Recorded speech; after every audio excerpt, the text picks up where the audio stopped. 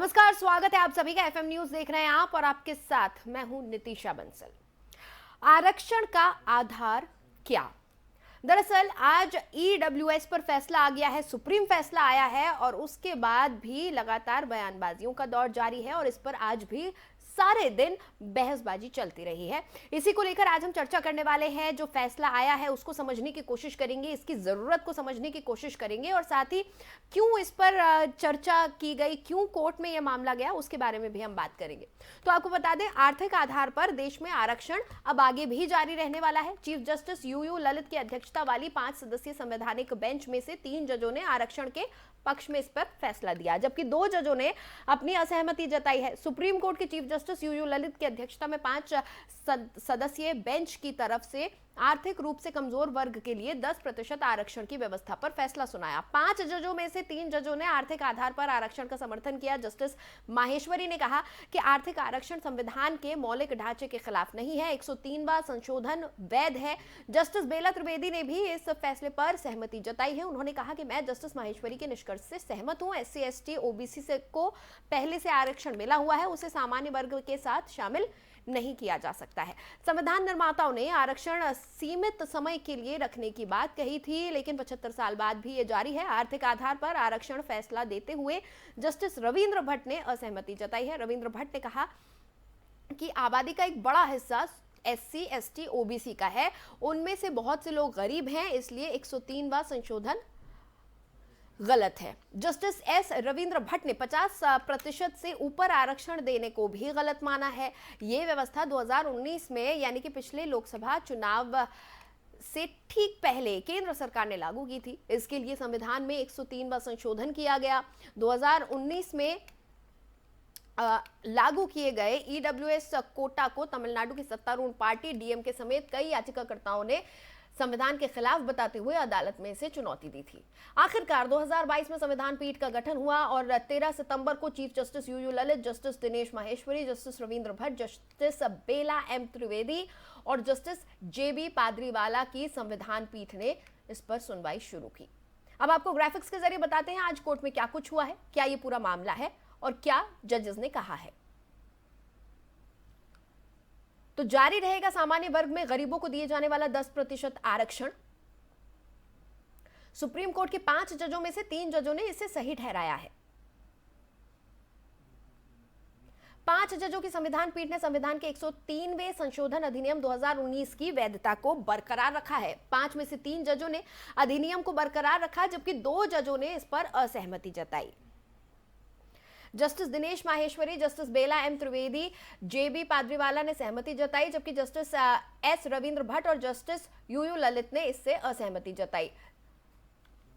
अब आपको बताएं कि किस जज ने दरअसल क्या कहा है आज अपना फैसला सुनाते हुए।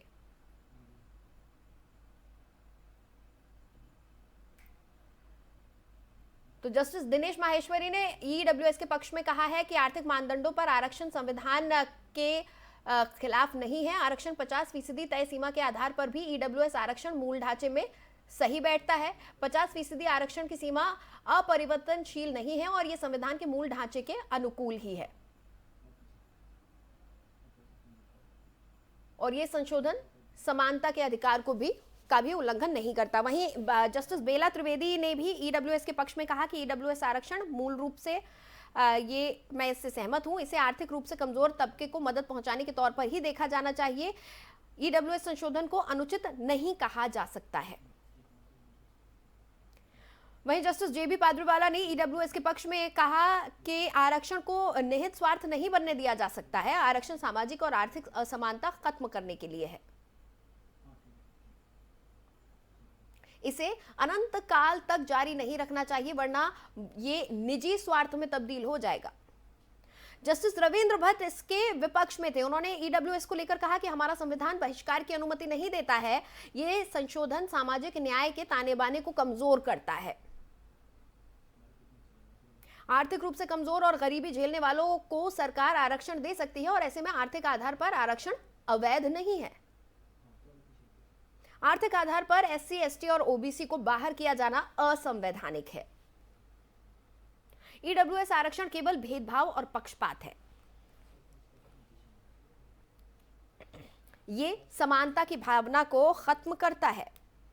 तो जस्टिस रविंद्र भट्ट ने अपने फैसले में ये कहा है, और उन्होंने साथ ही ये भी कहा कि ऐसे में मैं ईडब्ल्यूएस आरक्षण को गलत ठहराता हूं। उन्होंने तमाम अपने पॉइंट्स अपने फैसले में साफ कर दिए। चीफ जस्टिस यूयू ललित कह रहे हैं कि मैं जस्टिस रविंद्र भट्ट के फैसले से सहमत हूं। आर्थिक मानदंडों पर आरक्षण संविधान के मूल ढांचे का उल्लंघन नहीं करता है। इस तरह की बातें पक्ष में कही गई थी जस्टिस दिनेश माहेश्वरी द्वारा।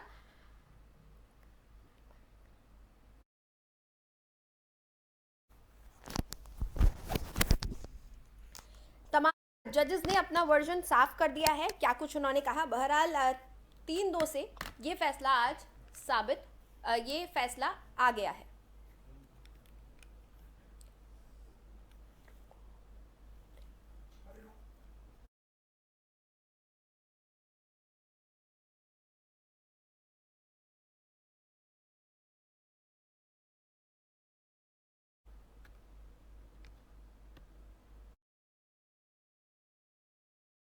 और इसको लेकर तमाम बयान भी सामने आए हैं। सुशील मोदी ने क्या कुछ कहा है वो सुनिए। साथ ही उदित राज, कांग्रेसी नेता उदित राज ने कहा है कि सुप्रीम कोर्ट जातिवादी है, ये फैसला जातिवादी है।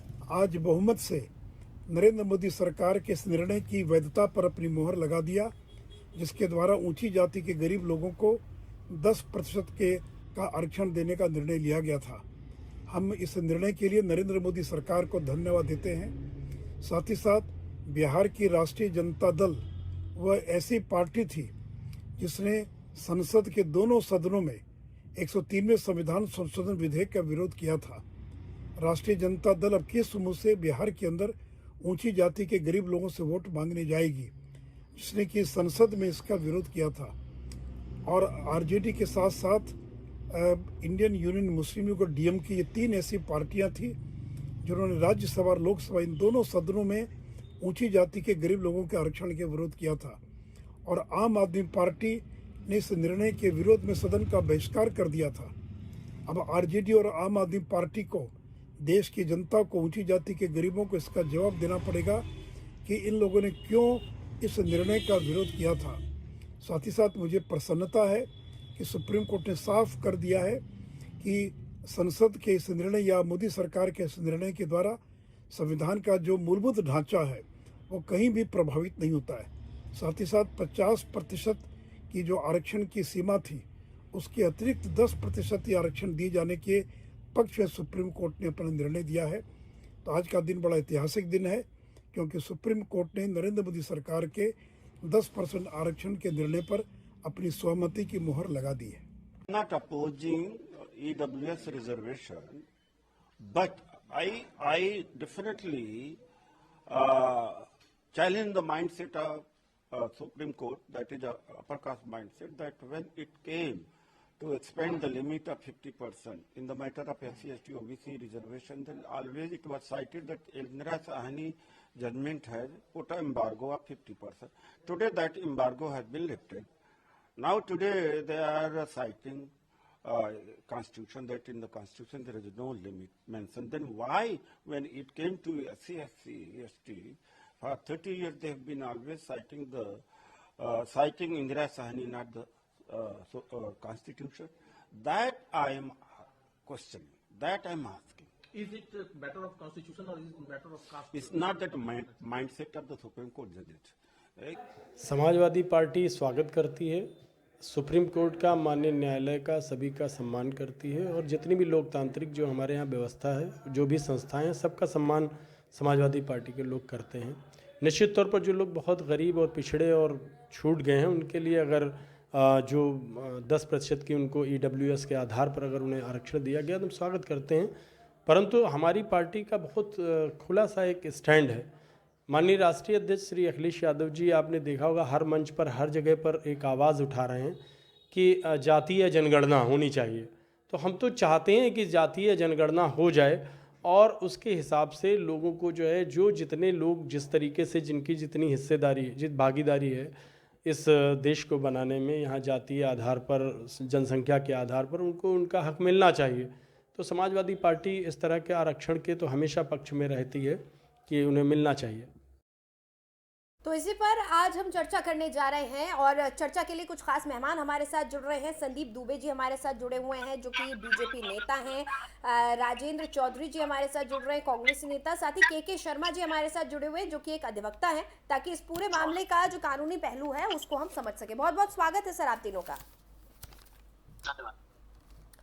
सबसे पहले के शर्मा सर, मैं आपसे समझना चाहूंगी, ये जो पूरा मामला है इसमें दलीलें जो दी जा रही है, जो कहा जा रहा है वो ये कहा जा रहा है कि 50% आरक्षण की जो हम बात कहते आए हैं उसका उल्लंघन ये करता है। हालांकि आज कोर्ट ने ये साफ कर दिया कि उसको कहीं से भी ये उल्लंघन नहीं करता है और ये जो संशोधन किया गया है 103वां, ये सही है संशोधन।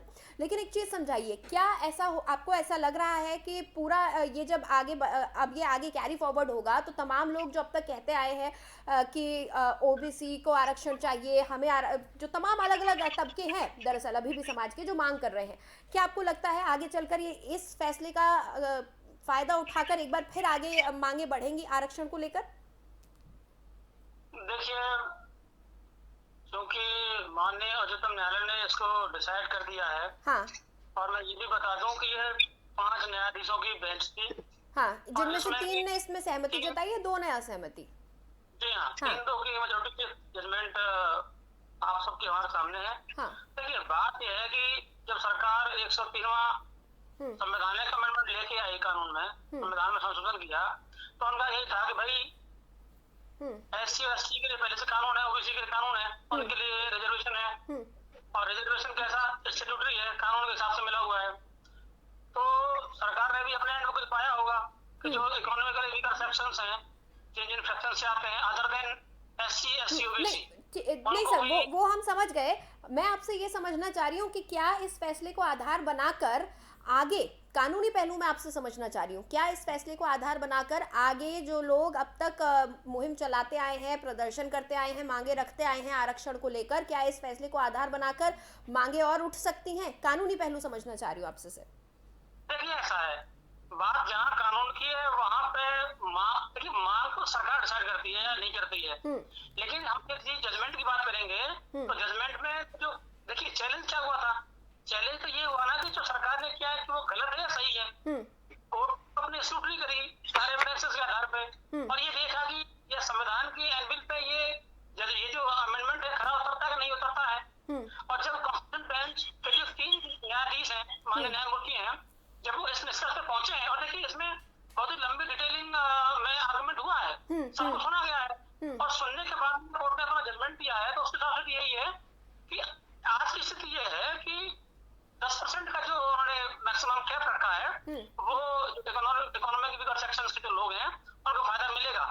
बाकी रही दूसरी बात ये है कि 50% का सीलिंग लिमिट था, तो कोर्ट ने ये कहा है साफ साफ कि देखिए जो क्राइटेरिया होता है कि भाई 50% से अधिक नहीं होना चाहिए, now considering the aspects this aspect also, उन्होंने ये कहा है कि भाई ऐसा है ये जो 50% का कैप है ये कोई ऐसा नहीं है कि इनफ्लेक्सिबल है, ये कोई बदल नहीं सकता। यदि पब्लिक इंटरेस्ट में ऐसे कुछ लोगों की डिमांड है या सरकार ने ऐसा पाया है कि जिनको सपोर्ट मिलना चाहिए, इसीलिए वो आर्टिकल 15 और 16 में अमेंडमेंट लेके आए हैं, इसमें उन्होंने क्लॉज 6 जोड़ा है। अब यदि इससे भी कुछ संतुष्ट नहीं होता है तो फिर तो जुडिशियल व्यवस्था है उसमें, वो जाए। लेकिन आज की स्थिति यही है कि जो लोग सरकार का क्राइटेरिया है तो 8 लाख एनुअल इनकम होनी चाहिए, उससे ज्यादा नहीं होनी चाहिए, या जो एग्रीकल्चर लैंड का है तो कहीं ना कहीं तो वो भी जाएंगे। तो जब तक ये जजमेंट कोर्ट जो है ओवररूल नहीं करता है या जुडिशियल लॉ में कुछ और इसका नहीं होता, तब तक तो यही है, आज की स्थिति यही है कि 10% का जो रिजर्वेशन है उसका लाभ लेंगे, कोई इसमें ऐसी कोई बात नहीं है, सब लीगल है। आज जजमेंट दिया गया एज ऑन टुडे।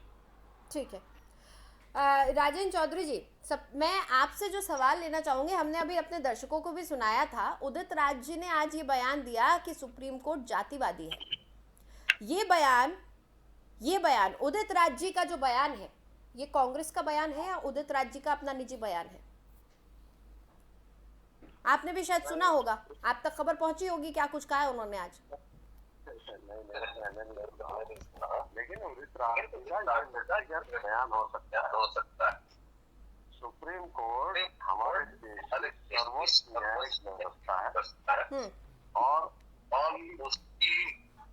उसके आदेश की समीक्षा अमर कर सकते हैं, लेकिन उसकी निंदा नहीं हम कर सकते।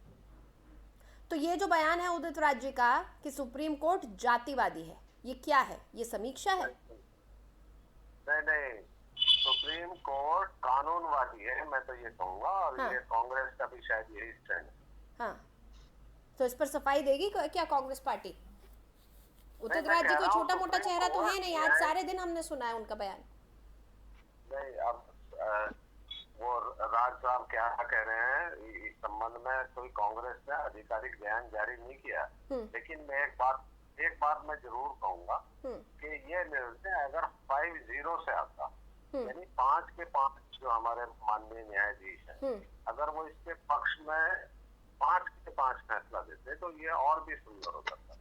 इसमें मैं, क्योंकि मैं भी विधि का छात्र रहा हूँ, मैं इसलिए कहूंगा सिर्फ जजेस को हक है ना असहमत होने का भी। अब 5 के 5 हो जाते तो फिर ये भी तो कह सकते थे कुछ लोग कि ये तो पूरा मामला ही बायस्ड है, सारे के सारे कैसे सहमत हो गए। तमाम तरीके के बयान आते हैं ना। उसके बाद ये कानून पास हो गया तो ही उदित राज जी कह रहे हैं जातिवादी है कोर्ट, सुप्रीम कोर्ट को जातिवादी बता रहे हैं। ठीक है संदीप दुबे जी, आज 3-2 से ये कानून तो पास हो गया है। जी चौधरी जी, सुप्रीम कोर्ट जातिवादी नहीं है, और अगर वो ऐसा कह रहे हैं तो उन्हें अपने बयान को दोबारा से गंभीरता से विचार करके तब दोबारा से कुछ फाइनल अपना कुछ ठीक है बयान। ठीक है संदीप दुबे जी, आज 3-2 से ये कानून तो पास हो गया है।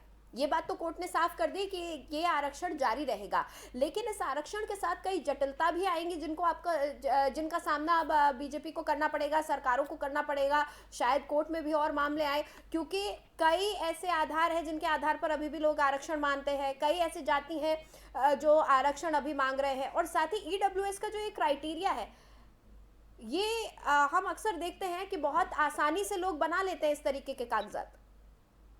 नितिशा जी, सबसे महत्वपूर्ण बात है कि आजादी के बाद जो गरीब है वो और गरीब होता जा रहा है। हाँ। और गरीब वो किसी जाति का नहीं है, गरीबी एक अलग ही जाति है। हाँ। वो चाहे ब्राह्मण हो, ठाकुर हो, किसी भी जाति धर्म के लोग हों, हाँ। वो गरीबों को अगर आरक्षण मिला है, गरीबों के लिए सरकार चिंतित है। और ये तो राजीव गांधी के भी समय इसकी चिंता जाहिर करी गई थी, लेकिन कांग्रेस कुछ कर नहीं पाई। अगर भारतीय जनता पार्टी की सरकार बनी और 2019 में हम बिल लेके आए, और जिनके घर हमेशा से अंधेरे में रहे हैं, अगर उनके घर में दिया जलाने का सरकार ने काम किया है, यशस्वी प्रधानमंत्री जी ने काम किया, तो मुझे नहीं लगता कि कांग्रेस के पेट में इतनी दर्द होनी चाहिए। और कांग्रेस के नेताओं को इस तरह की बयानबाजी करनी चाहिए। हम सबको बयानबाजी से बचना चाहिए, क्योंकि ये सर्वोच्च न्यायालय का फैसला है। और मैं तो बार बार कहता हूँ कि हम सबके अच्छे और बुरे कर्म से हमारा राष्ट्र प्रभावित होता है, समाज प्रभावित होता है। और हम सबको अपने समाज और अपने देश और अपने राष्ट्र के लिए जो बन पड़े, परिवार के लिए बन पड़े, अच्छा सोचना चाहिए, अच्छा कहना चाहिए और अच्छा करना चाहिए।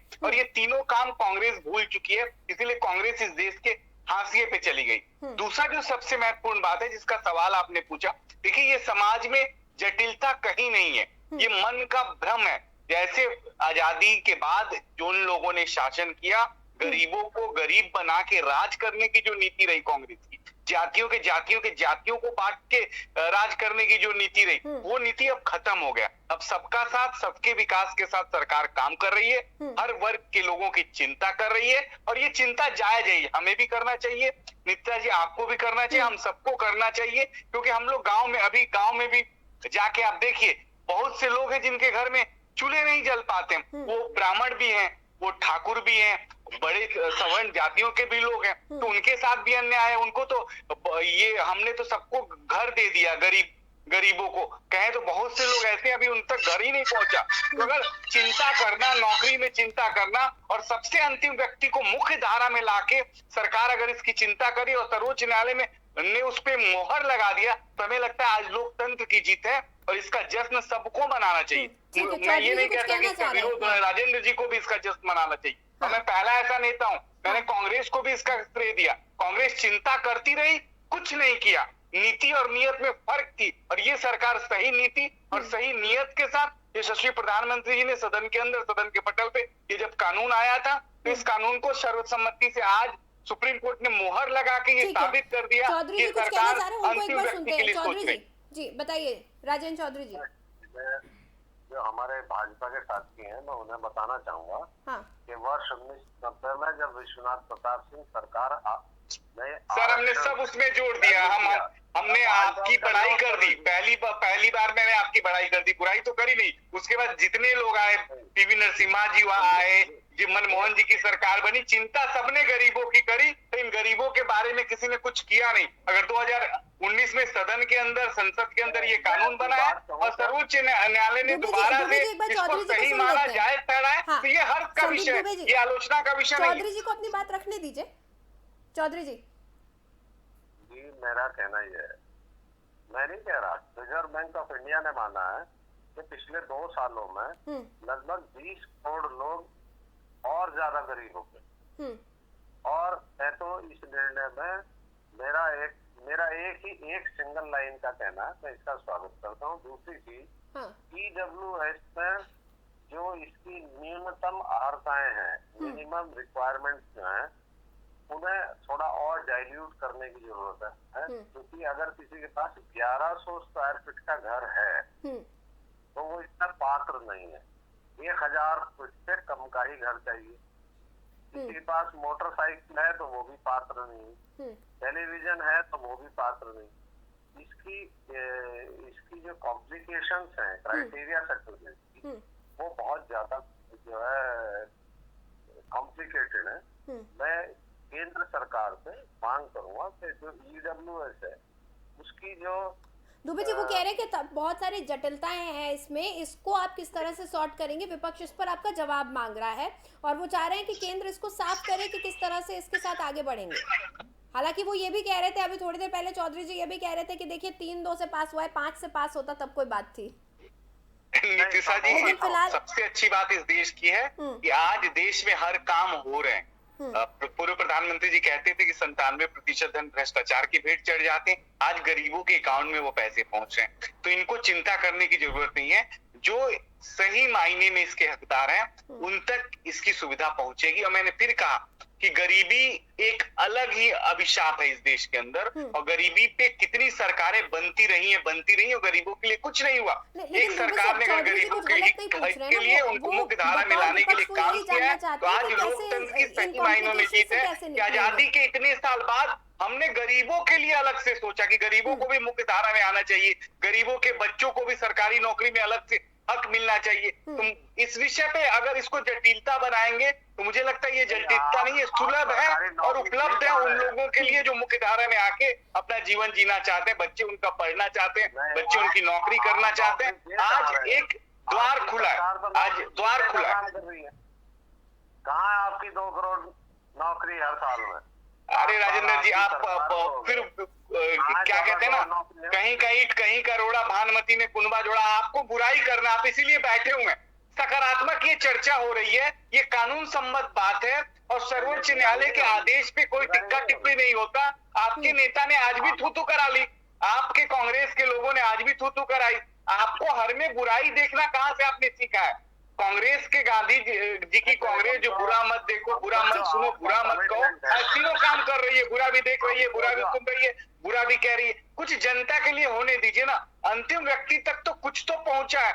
आजादी के बाद पहली बार गरीबों को लेके इतना अच्छा निर्णय आया है, तो आपको खुशी नहीं है? आपको तो सबसे ज्यादा खुश होना चाहिए। इंदिरा जी गरीबी हटाओ के नारे पे आई थी और गरीबी हटी नहीं अभी तक, तो आज गरीबों के लिए पहली बार सुप्रीम कोर्ट सर्वोच्च न्यायालय ने चिंता को सही माना सरकार की, तो ये तो बहुत बड़ी जीत है, लोकतंत्र की जीत है। और इसके लिए प्रधानमंत्री जी जितनी सैल्यूट की जाए कम है। ठीक है दुबे जी, लगातार ये बात होती आई है, सरकार 2 करोड़ नौकरियां देगी, उसमें अरे राजेंद्र जी, प्राइवेटाइजेशन, सरकारी नौकरी, प्राइवेटाइजेशन, नौकरी, ये रोज आप डिबेट में करते रहते हैं, सबका जवाब रोज मिलता है। आज कम से कम सर्वोच्च न्यायालय के आदेश पे, जो सर्वोच्च न्यायालय ने संविधान सम्मत 103वां संशोधन था और उसको माना है कि ठीक था, इस पे चर्चा हो रही है। इसको लेके शर्मा जी अच्छा बोलेंगे, कांग्रेस के लोग तो कुछ बोलेंगे नहीं, वो बुराई करेंगे। इस पे शर्मा जी से पूछिए, वो ज्यादा अच्छे से बताएंगे कि कैसे है वो आम जनता को कितना इसका फायदा होगा। बात करते हैं कि देखिए हमने अब ये तो समझ लिया कि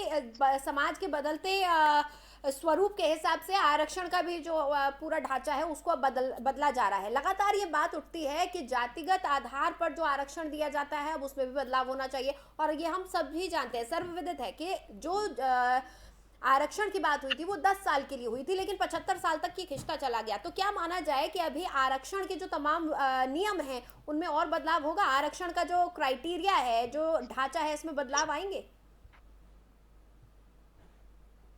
किससे पूछ रहे? मुझसे? जी जी। देखिए, मैं तो मानता हूँ, मेरा व्यक्तिगत मानना है कि किसी भी देश में आरक्षण उस देश का कोड है। कभी भी आरक्षण किसी देश में नहीं होना चाहिए। क्यों? क्योंकि जो व्यक्ति की काबिलियत है, काबिलियत के आधार पे समाज में उसको आगे बढ़ने का हक है। लेकिन 75 साल में जो पुरानी सरकारें रही हैं, आरक्षण के नाम पे जातियों को इस गणित में बांधा कि ये देश जकड़ गया। देश में असमानताएं इतनी ज्यादा है कि और बढ़ती गई, गरीब और गरीब होता गया। आज उससे लड़ाई के लिए थोड़ी बहुत जो जिम्मेदारी है सरकार निभा रही है। कुछ समय तक आरक्षण होना चाहिए। आम लोगों को का भी मत है कि जो गरीब है, गरीबी के आधार पर देश का आरक्षण होना चाहिए, क्योंकि आरक्षण का हक भी वो अमीर लोग छीन लेते हैं, वो जातियों के अमीर लोग छीन लेते हैं। ये तो मेरा व्यक्तिगत संवाद है। लेकिन इस देश में आरक्षण जो आज मिला है, सही मायनों में ये गरीबों की जीत है। इतने साल बाद गरीबों के घर में दिया जला है। ठीक है, के शर्मा सर, आपने पूरा कॉपी पढ़ी होगी। आज जजमेंट जो आया है, जो कुछ जजेस ने कहा है, क्या आपको लग रहा है ये एक मील का पत्थर साबित होने वाला है? ये तो हम सब समझ रहे हैं। क्या आपको लग रहा है इससे कितना फायदा मिलने वाला है आगे चल के इस कानून का? ऐसा है दिशा कि मील का पत्थर साबित होगा या नहीं होगा, ये तो समय के घर में छुपा हुआ है। परंतु बात यहाँ पे यह है कि क्या ये ऐसी अच्छी मंशा से किया गया है? भाई सरकार का इसमें तर्क यही था जब कोर्ट में बहस हुई, तो वही तर्क था कि भाई जब SC ST OBC के लिए पहले से प्रोविजन है और किसी को आपत्ति नहीं है, तो सरकारों के पास जब इस तरह की रिपोर्ट आती है कि हमारे समाज का एक तबका बहुत गरीब है, जेंडर में है, तो उसका कोई इस प्रकार का प्रबंध नहीं है, तो इसी प्रकार से सरकार वो कानून लेके आई। अब सुप्रीम कोर्ट में जब चीजों की स्क्रूटनी होती है तो ऐसा नहीं है कि एक दिन में हो जाता है, और बहुत ही सघन उसमें जांच होती है, सारे पक्षों की सुनवाई होती है, और जो माननीय न्यायालय को ठीक, उचित और कानून संगत लगता है, संविधान सम्मत लगता है, तभी उसको रेटिफाई करते हैं, उसको कंफर्म करते हैं। अदरवाइज सुप्रीम कोर्ट के लिए बहुत बड़ी बात नहीं है कि सरकार के बनाए कानून को खारिज करने में उनको जरा सी देर बिल्कुल, कानून सर्वोपरि है हमारे देश में। बहरहाल समय हमें समय खत्म हो रहा है सर। होना चाहिए। बिल्कुल ठीक है, समय खत्म हो रहा है, इसलिए इस चर्चा को हमें यहीं रोकना होगा। बहुत बहुत शुक्रिया संदीप दुबे जी, राजेंद्र चौधरी जी और के शर्मा साहब, आप हमारे साथ जुड़े। तो आज EWS कानून पास हो गया है। 10% का जो आरक्षण है वो जारी रहेगा, और वित्तीय रूप से जो कमजोर हैं जो वर्ग, अब उसे भी आरक्षण मिलेगा, आगे आने का मौका मिलेगा। उम्मीद यही जताई जा रही है, कहा यही जा रहा है कि इससे वो लोग जो काबिल हैं लेकिन सिर्फ और सिर्फ आर्थिक तंगी की वजह से आगे नहीं बढ़ पाते हैं, उन्हें एक मौका दिया जाएगा। उसी के लिए ये कानून लाया गया है। अब समय के साथ ये पता चलेगा कि आखिर ये कानून कितना कारगर साबित होगा, क्या कुछ इस कानून में आगे होगा। फिलहाल कोर्ट ने अपना फैसला सुना दिया है। अब इस फैसले के बाद में किस तरह से ये कानून लागू होगा, क्या कुछ इसके लिए क्राइटेरिया बनाए जाएंगे, क्या उसमें कुछ जटिलताएं आने वाली है, ये समय के साथ हमें पता चलेगा। बहरहाल फिलहाल इस खास पेशकश में इतना ही। खबरों के लिए आप बने रहिए FM न्यूज़ के साथ।